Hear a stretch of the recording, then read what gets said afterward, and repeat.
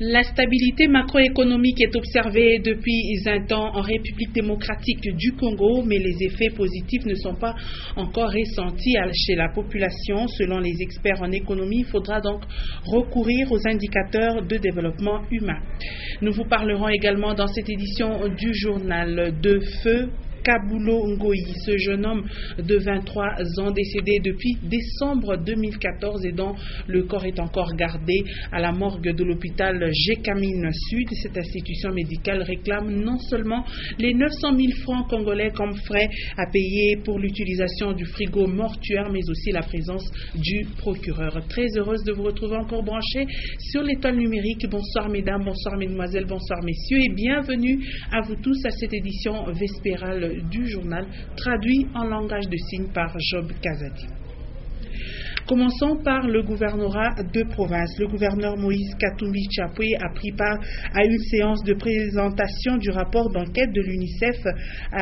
Il a invité à travers la province qu'avant qu'il ne reçoive le DG de l'OGFREM en mission de travail ici au Katanga. C'était ce jeudi 12 mars 2015. L'UNICEF a présenté ce jeudi 12 mars 2015 le rapport sur une enquête démographique et de santé réalisée sur l'ensemble de la province du Katanga et de ses 4 districts appelés à devenir des provinces. Ceci afin de produire des indicateurs fiables en rapport avec les objectifs du millénaire pour le développement. C'était en présence du gouverneur Moïse Katumbi Chapwe, des membres de son gouvernement et ceux de l'Assemblée provinciale. Une séance après laquelle le numéro 1 de la province s'est entretenu avec le DG de l'OGFREM, Anatole Kikwa, en mission de service au Katanga. L'entretien, vous savez bien, comme je l'ai toujours dit, nous sommes des Africains. Quand nous arrivons dans une ville ou une province, nous devons aller rendre visite à l'autorité, une visite de courtoisie, c'est ce que nous venons de faire. Deuxièmement, c'était pour lui annoncer l'heureuse nouvelle que l'OGFREM ne sera plus locataire à partir de ce samedi à 11h, 12h. Nous allons prendre possession des bureaux que nous avons construits ici. Et nous avons amené aussi un conteneur de 40 pieds avec l'équipement mobilier, des ordinateurs, des meubles et tout, pour équiper ces bureaux qui seront parmi les plus beaux bureaux de l'État, qui vont participer aussi à l'embellissement de la ville de Lubumbashi. Autre chose à présent, les violences sexuelles faites à la femme pendant les conflits préoccupent le Sénat de la République. En ce mois de mars consacré à la femme, une commission sénatoriale a séjourné dans le district du Tanganyika. C'était entre autres en vue de faire un état de lieu, de recueillir des données à la base et de mener une campagne de sensibilisation auprès des autorités politico-administratives et aux autres partenaires. Jean-Claude Bal nous en parle. Durant leur séjour dans les Tanganyika, les envoyés du Sénat ont rencontré différentes couches de la population avec lesquelles ils ont échangé sur les violences sexuelles faites aux femmes. Ils ont par après visité la maison de la femme à Kalimi. Ici, l'abbé Florent Muganza s'occupe de la prise en charge des survivantes des violences. Les sénateurs ont appuyé son action avec plusieurs pagnes, quelques machines à coudre et une enveloppe pour l'achat de lits et matelas. Grâce aux échos qu'il y a eu sur la situation des victimes, qui affluent toujours d'ailleurs, ces personnes ont bien voulu répondre à cet écho. Donc c'est d'abord un remerciement, une action de grâce pour cette action. La délégation s'est rendue par la suite à l'hôpital général de référence. Elle a palpé les difficiles conditions de travail. Et auprès du médecin-chef des zones de santé, ils ont eu quelques statistiques. Pour les sénateurs, Emmanuel Kissimba Kimba, chef de la délégation, il y a accalmie. Les services de la place, donc entre autres l'auditorat militaire et autres, appliquent vraiment la loi et parviennent à sévir contre toutes ces infractions. Je ne dis pas qu'il n'y a plus de cas décelés ici et là, mais il y a quand même une certaine accalmie. Cette mission est partie du 19 février au 9 mars 2015. En plus des sénateurs, elle a compté aussi quelques agents administratifs. Puisque nous parlons de la femme, retenez que pendant 2 jours, les femmes travailleuses de la Générale des Carrières et des Mines ont évalué au cours d'un atelier les recommandations adoptées à Beijing, en Chine. C'était en 1995 que ces résolutions donnaient des orientations précises pour le développement de la femme dans le monde. La clôture est intervenue hier 11 mars. Célestin Muganza nous en parle. Pour faciliter le bon déroulement des travaux, les participantes se sont retrouvées en carrefour répartis en 9 thématiques. Au cours de la cérémonie de clôture, le représentant de l'administrateur délégué de la GECAMINE a invité les femmes de son entreprise à intérioriser les différentes questions qui ont favorisé les échanges. En vous associant à cet atelier, la société a visé beaucoup de bénéfices paritaires. Au nom du directeur général de la GECAMINE empêché, je déclare clos l'atelier de la FECOPAD sur la thématique évaluation des 12 points prioritaires de Beijing, ainsi que l'autonomisation de la participation politique de la femme en RDC, organisée au bénéfice des agents féminins de la GECAMINE. À la présidente de l'Association des femmes congolaises pour la paix et le développement de justifier le choix porté aux femmes de la GECAMINE. Si déjà, au niveau de la GECAMINE, les autorités arrivent à faire changer la mentalité de leurs agents, en ce qui concerne la promotion de la femme, moi je crois que les autres sociétés vont emboîter. Donc, c'est la raison d'être de cet atelier, de ces choix. La tenue de cet atelier est donc une occasion pour les femmes de la GECAMINE de se réarmer moralement pour bien défendre les droits de l'être féminin. Et je le disais en début de ce journal que le gouvernement congolais se félicite depuis un temps de la stabilité macroéconomique dans le pays. Les appréciations proviennent aussi des institutions mondiales internationales. Mais pour que la population ressente les effets positifs de cette stabilité macroéconomique, voulais-je dire, il faudra donc recourir aux indicateurs de développement humain, un processus à long terme. Célestin Muganza, Freddy Boukele nous propose les propos recueillis avec Gaspard Mouémé. Il est professeur d'économie à l'université de Lubumbashi. Pour ressentir les effets macroéconomiques de la croissance sur la population, sur le vécu quotidien, généralement on parle comme le PNUD, il y a le programme des Nations Unies pour le développement qui a le plus traité cette question. On regarde ce qu'on appelle les indices du développement humain. Scolarisation, santé, espérance de vie vont guider, vont éclairer sur l'impact social lié à la croissance. Vous voyez, s'il y a messe de requiem tous les jours, les gens vont s'interroger, est-ce qu'il y a une épidémie dans la ville ou quoi, hein? Et puis, les démographes, économistes vont s'intéresser à savoir quelle est la pyramide d'âge des mourants. C'est-à-dire l'évaluation de l'impact lié aux effets macroéconomiques de la croissance va se faire à long terme. C'est bien, il y a des choses qu'on peut voir immédiatement. Une plante qui pousse, on voit qu'elle est en train de pousser, mais les fruits attendent le délai prévu. Hein, vous voyez. Donc, on n'a pas fait un enfant en un jour, c'est 9 mois. Donc, la croissance aura de l'impact visible dans son temps, dans son délai. Autre chose à présent, l'ensemble de la population louchoise sera desservie totalement en eau potable d'ici le 30 octobre prochain. Le projet d'alimentation du taux de la desserte de cette denrée appelée PMU évolue à une vitesse de croisière lors de la communication faite à la presse ce jeudi 12 mars par le directeur provincial de la Régie des eaux. Il a parlé de 3 millions d'abonnés qui bénéficieront de ce projet et de 2 millions qui verront leur service être amélioré. Antoine Roger Mbouyi et Séverin Katomboa pour ce reportage. Le niveau d'exécution du projet PMU visant l'amélioration du taux de desserte en eau potable en milieu urbain est à ce jour évalué à 68%. Le directeur provincial de la régie des Eaux-Katanga, qui l'a signifié lors de la communication à la presse, indique que le taux de desserte passera de 60 à 85 voire 90% à Lubumbashi d'ici le 31 octobre 2015, date prévue pour la fin des travaux. 1,2 million de personnes de Lubumbashi seront desservies en eau potable et 3 millions bénéficient des améliorations qualitatives et quantitatives du service. Pierre Makoyo Kalonda invite les Louchois à souscrire au branchement social à 46 500 francs congolais seulement. Les travaux de forage à Emilou pour la production, le renforcement de la production, ces travaux sont terminés à 100%. Nous sommes pour le moment dans la phase d'essai. Il y a eu 3 forages qui ont été exécutés. Ces forages actuellement, nous sommes en train de les tester. Les populations de nouveaux quartiers tels Kisanga, Golfe Plateau, Mounoua, Kra et même des anciens quartiers seront aussi desservis.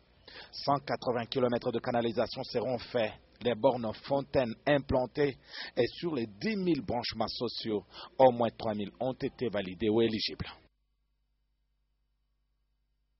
Et le consul général d'Afrique du Sud, Madla Ramti, vient de sortir de son silence après les rumeurs qui couraient les rues de Lubumbashi par rapport à la circulation des faux visas. Ceci, voulais-je dire, serait livré par un réseau mafieux. Le consul d'Afrique du Sud a par ailleurs rappelé les récurrents que la seule adresse fiable d'octroi des visas reste le consulat. Suivez ce reportage de Sylvie Moussaoué Michakaebe. Un réseau mafieux falsifie et contrefait le visa d'Afrique du Sud. Suite à cette alerte, monsieur le consul général d'Afrique du Sud a échangé avec la presse louchoise ce jeudi 12 mars au consulat. Nous pensons que ce problème a la capacité d'endommager l'image et de la province et du consulat. Je dis cela puisque quand des personnes du Katanga ici voyagent en Afrique du Sud, donc leurs vols sont déjà bien ciblés parce que nos officiers d'immigration sont sensibilisés que certaines personnes venant du Katanga voyagent avec de faux visas. Il a par ailleurs éveillé l'attention des tierces qui voudraient obtenir les visas que seul le consulat est habilité à octroyer des documents authentiques et légitimes pour un séjour en Afrique du Sud. Nous en appelons à la population du Katanga qu'il n'y a qu'un seul endroit d'où vous pouvez obtenir un visa authentique, c'est le consulat général d'Afrique du Sud. À noter que déjà 9 personnes ont été débarquées le dimanche 8 mars de l'avion qui, en partance de l'Afrique du Sud, pour détention de faux visas. Allons à présent au ministère provincial des Mines où Audax Sompoué s'est entretenu avec le comité de pilotage de construction d'une nouvelle ville à Fungurume. Le ministre leur a demandé de faire des études approfondies avant l'implantation de cette ville dans ce coin. L'équipe a été conduite par le directeur des cabinets au ministère des Infrastructures. Regardez. Bientôt, la cité de Fungurume sera dotée d'une nouvelle ville. Ce projet qui date de 5 ans touche à sa concrétisation. Le comité de pilotage pour la construction de cette nouvelle ville qui a rencontré le ministre provincial des Mines souligne que c'est en partenariat avec l'entreprise Tenke Fungurume Mining que ce projet verra le jour. Audax Sompoué a demandé à ses hôtes de confier aussi le dossier aux experts en environnement pour une étude, et ce, sous le regard du ministère des Mines et Environnement. Aussi a-t-il insisté sur le respect de la loi fondamentale concernant la construction des villes près d'un site d'exploitation minière. C'est le directeur de cabinet au ministère des Infrastructures qui a conduit cette équipe auprès du ministre des Mines. L'implantation de cette ville soulagera les agents de TFM qui effectuent chaque fois des longs trajets pour atteindre leur lieu de travail. Et puis, cette nouvelle, les contribuables dans les maisons commerciales ne sont pas en règle de paiement des impôts ont été surpris par le passage des receveurs et huissiers fiscaux. Ces derniers ont scellé les sociétés qui avaient des litiges. Ainsi donc, c'est avec pénalité qu'ils pourront s'acquitter de leurs obligations fiscales. C'est un élément que vous suivrez bien élaboré dans nos prochaines éditions. Le deuxième congrès international des jeunes aura lieu du 20 au 23 avril prochain au Théologicum de Lubumbashi, une organisation du mouvement des jeunes pour la dignité et le développement MJDD. L'objectif est d'envisager la relève chez les jeunes quant aux questions de la paix et de la bonne gouvernance. À ces assises africaines de Lubumbashi, les participants viendront des provinces de la République démocratique du Congo et des pays du continent noir. Antoine Roger Mbouyi, Félicien Kassongo, reportage. Nos différences, une force pour la paix, bonne gouvernance chez les jeunes, c'est ce thème qui fera objet des matières à partager du 20 au 23 avril 2015. Il y a bien des modèles ici chez nous au Katanga, en commençant par la tête de la province, qui est un modèle pour nous, et on s'est dit de glaner certains exemples en province. Et c'est à l'occasion du deuxième congrès international de jeunes à Lubumbashi dénommé Université internationale de la paix. Ici, le MJDD, Mouvement de jeunes pour la dignité et le développement, qui en est organisateur, vise la relève de la jeunesse. L'invitation est ouverte, donc elle est donnée à tout le monde, seulement qu'il y a une condition. Il faut prendre son inscription. Il y a une page Facebook qui est ouverte. Nous allons ponctuer le 25 dans un festival que nous appelons Festival Amani, danser, chanter, en vue de vulgariser donc, les messages que nous allons donc apprendre. 4 jours de partage d'expériences entre jeunes de différents horizons. Formation assurée par des formateurs à la hauteur. Ce qui nous tient à cœur aujourd'hui, c'est de prêcher sur la bonne gouvernance. Et du Togo, des États-Unis, du Cameroun, de la Zambie et de l'Afrique du Sud, comment est-ce que les jeunes appréhendent, comprennent la notion de bonne gouvernance, comment ça se passe chez eux. Un deuxième colloque international à Lubumbashi après celui d'avril 2014, lequel avait réuni des jeunes de 11 provinces de la RDC et d'autres pays africains. Parlons à présent de sommeil pour dire que plusieurs personnes n'arrivent pas à respecter le nombre d'heures de sommeil. C'est ça, l'insomnie. Parmi les moyens préventifs, on peut donc citer l'adoption des mesures d'hygiène de sommeil et le respect des heures de sommeil et même de réveil. Jonathan Kazadi et Léon Magloire-Monga. Plusieurs maladies font partie des troubles du sommeil. C'est notamment la narcolepsie et l'hypersomnie. L'insomnie est la difficulté à dormir suffisamment au point où cela entrave les activités de la vie courante. Et beaucoup de personnes souffrent de l'insomnie. Elles ignorent cependant les causes optimales liées à cette dernière. De par ces différentes sortes d'insomnie, on pouvait déjà comprendre qu'on peut avoir les insomnies liées à la prise de drogue, liées à une mauvaise hygiène du sommeil. Nous avons des insomnies paradoxales, nous avons certaines insomnies déjà depuis l'enfance. Certes, l'insomnie a des répercussions sur la qualité de la vie chez l'individu. Elle a beaucoup de conséquences sur la santé. Les conséquences, c'est souvent un syndrome de dépression. C'est un monsieur ou une dame qui peut se réveiller un matin déjà avec des délires, avec des agitations, quelqu'un qui a mal à la tête, quelqu'un qui est anxieux, qui présente un état anxieux, un état de stress, parce que le stress étant, entre parenthèses, la cause principale des insomnies, mais aussi la conséquence de l'insomnie. Et pour arriver à éviter ce phénomène de l'insomnie, plusieurs mesures sont à prendre, parmi lesquelles adopter des mesures d'hygiène de sommeil, respecter les heures de sommeil et de réveil, éviter de prendre les repas copieux et les boissons alcooliques peu avant d'aller dormir. Et puis la communauté internationale célèbre ce 12 mars la journée de l'audition. Il faut dire que cette journée a pour but de sensibiliser au grand public ce vaste sujet de santé publique. Vous aurez donc un autre élément élaboré, ce sera dans nos prochaines interventions. Je le disais au sommaire, cela fait environ 3 mois que le corps de Kabulongoyi, un jeune homme de 23 ans, est toujours gardé à la morgue de l'hôpital Gécamine Sud. Ce dernier aurait trouvé la mort suite à une électrocution depuis le 6 décembre 2014 alors qu'il rendait service à un certain Kaboué. Une somme de 900 000 francs congolais exigée à la famille de la victime par le dit hôpital, mais aussi également la présence du procureur. Ben Kayembe, Freddy Boukele. Décédé depuis le 6 décembre 2014 suite à une électrocution, Kabulongoyi, un jeune homme de 23 ans, n'a pas encore été inhumé jusqu'à ce jour. Ce dernier, électricien de son état, aurait été appelé par un certain Kabwe pour un dépannage. Après l'accident mortel, M. Kabwe serait parti déposer le corps à la morgue de l'hôpital Gécamine Sud. Ses parents ont saisi le parquet, mais le dossier a pris plus de 3 mois maintenant. Le corps, lui, reste gardé au frigo mortuaire du dit hôpital. 90 jours à raison de 10 000 francs congolais par jour, ça fait une enveloppe totale de 900 000 francs congolais, somme que l'hôpital Gécamine Sud exigerait à la famille avant la levée du corps, ainsi que la présence du procureur, chose qui inquiète les membres de famille de la victime, ainsi que ses connaissances.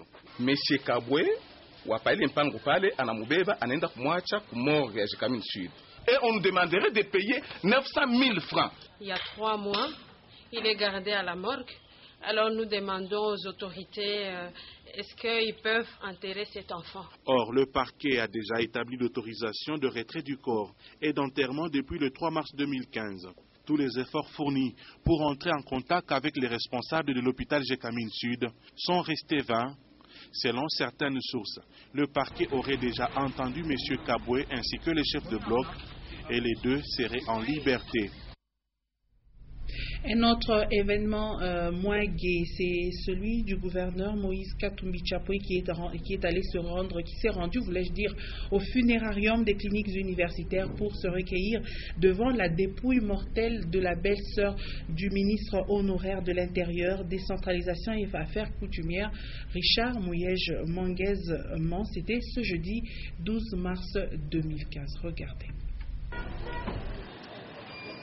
C'est pour partager la douleur de la famille du ministre honoraire de l'Intérieur, décentralisation et affaires coutumières, Richard Mouyej Manguez-Man, qui vient de perdre sa belle-mère, que le gouverneur Moïse Katumbi Tchapoué s'est rendu en compagnie de son ministre prêtre Edmond Bazambang au funérarium des cliniques universitaires de Lubumbashi afin de payer leur dernier respect à la disparue, ce jeudi 12 mars 2015.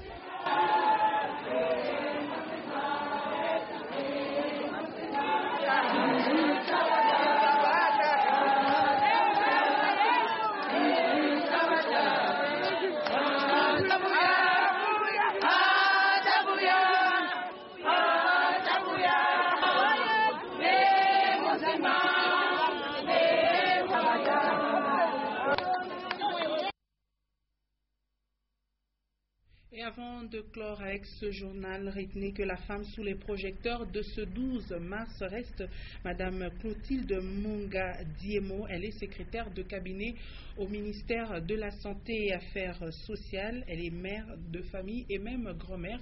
Elle s'entretient avec Linda Luca.